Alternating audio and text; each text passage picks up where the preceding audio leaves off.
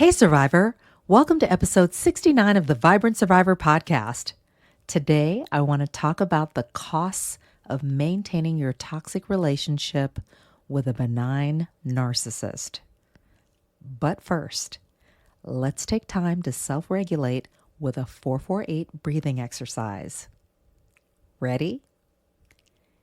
Inhale, 2, 3, 4, hold, 2, 3, 4. Exhale, 2, 3, 4, 5, 6, 7, 8.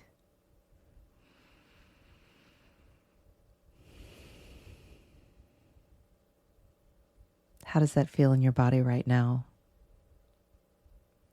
Benign narcissists may be relatively harmless, but you still have to pay to play when you entertain these types. Grab your notebook and pen, and let's dig in. Hey, Survivor. Welcome to the Vibrant Survivor podcast. Do you want to disconnect from a narcissistic or toxic situation and heal? Are you Googling how to identify a narcissist, narcissistic abuse, and boundaries?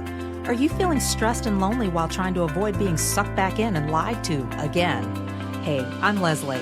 As a busy wife and mom, I fell for the lies and manipulations of narcissists. I wasted my time, talents, and money on users who kept moving the goalposts. I wanted real relationships and business opportunities and to enjoy life with my family. Instead, I struggled with anxiety, panic attacks, and insomnia, and I couldn't trust my body or anybody until I took a holistic approach to healing. In this podcast, you'll find tips for healthy living, trauma healing, and boundaries so that you'll have the freedom, confidence, and inner peace to respond, not react, after narcissistic abuse. Take a deep breath in, let it out slowly, and just relax. This time's for you. Hey, Survivor. Are you tired of feeling exhausted, stressed, lonely, and stuck in narcissistic relationships, and you just want closure and healing? I spent years rationalizing toxic relationships and dysfunctional environments in the name of community, connection, and career. As a result, I wasted my time, talents, and money on users who kept moving the goalposts. One of the worst was an alleged murderer who discarded me after I caught him lying, stopped helping him for free, and held my boundaries. Even though I dodged a bullet, I felt depressed, ashamed, and I doubted myself. I want you to know that you don't have to suffer in silence, feel alone, or crazy anymore. Come and experience the power of creating your own closure without the permission or participation of the narcissist. I've been no contact for over 4 years now, and I've grown personally and professionally. I have more clarity, stronger boundaries. I'm building a life and business that I've always wanted and enjoying real relationships. I know you want to break patterns of getting into toxic relationships, even if you don't mean to. And it feels so good to disconnect from dysfunction, set and hold boundaries, provide closure for myself, and focus on self-care, and to empower my kids to do the same.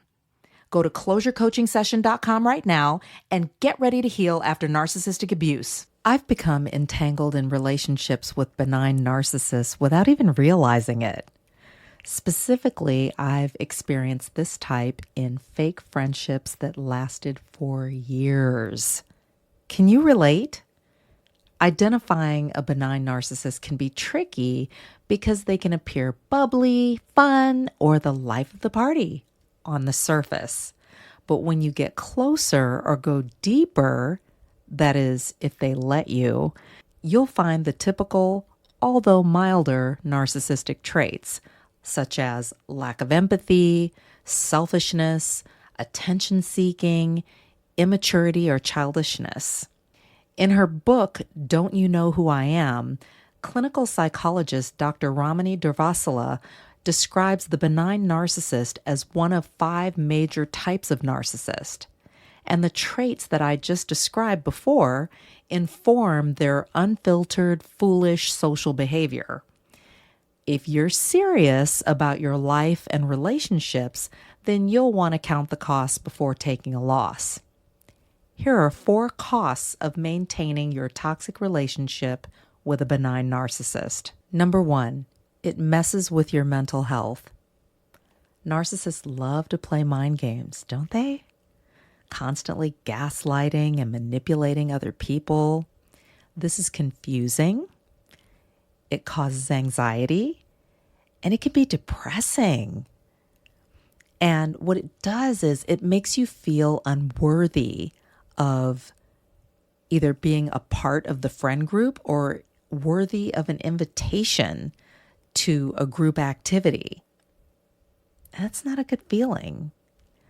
Number 2, it triggers traumatic responses. Everyone walks on eggshells around the narcissist, and with good reason. Narcissists tend to be very immature, and couple that with not being able to regulate their emotions, and you've got a perfect storm for tantrums, especially when things don't go the way that they want or everything's not about them. They may snap at you in front of others in a friend group, for example, which one keeps you in line and in check, but also it keeps others in check because they're watching you get laid out in front of the group and they don't want that smoke. See how this works?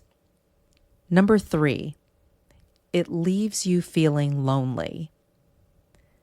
The narcissist will isolate you in an attempt to control the narrative. This creates a dependency on them, and it's not healthy. They may take the opportunity to plant some seeds of doubt or try to influence others' opinions about you. They may insert themselves in any and every situation, try to prevent you from developing healthy, close, normal relationships with others. Again, in the context of a friend group, for example.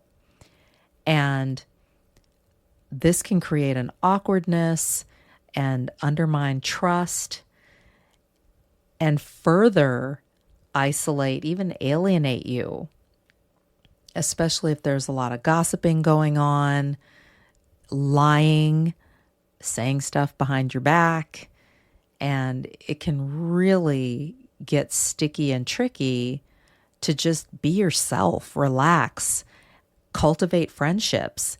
And if you're at a stage in your life where that's important to you, you really need that, then that can be even more discouraging and just make you feel even more alone as you're going through life.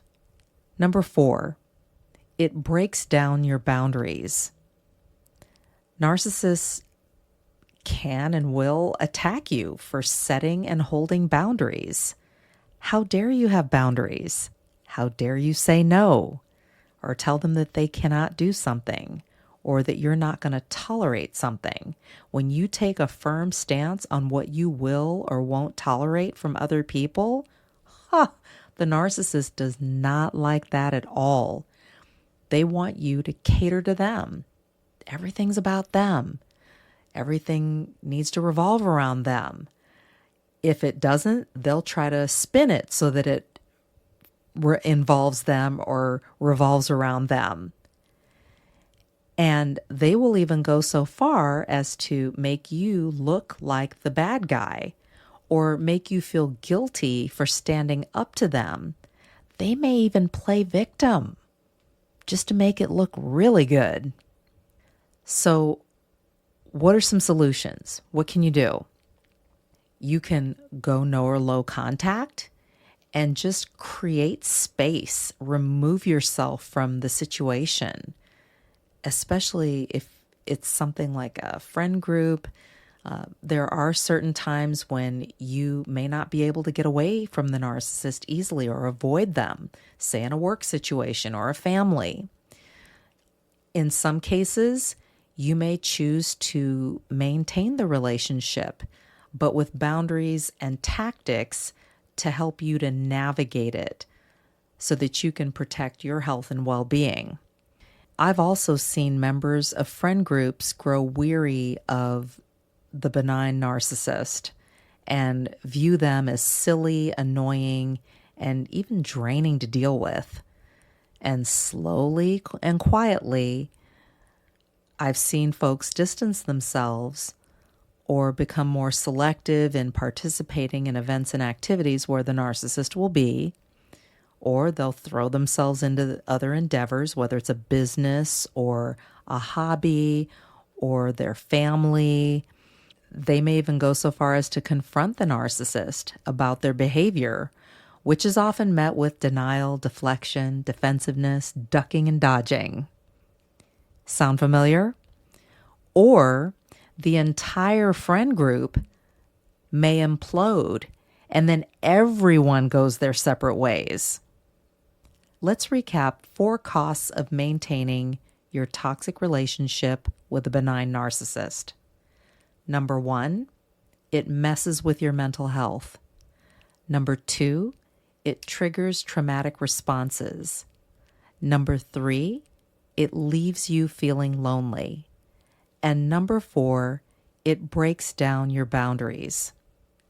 Remember, when evaluating your relationships, don't stay in the shallow if you want a deep dive. Survivor, you are worthy of healthy relationships. Take care and enjoy this Easter weekend. If this podcast has helped you understand who and what you're dealing with, sharpen your discernment, and move forward on your healing journey, share it with another survivor. Help me help others by leaving a review for the show. And let's connect on social. Take a screenshot, share it in your IG stories, find and tag me at The Vibrant Survivor, and I'll share your post too. I look forward to connecting with you on IG and seeing you back here. You're not alone and you're not crazy. Know who you're dealing with, know who you are. Take care, and I'll meet you back here next week. Bye-bye.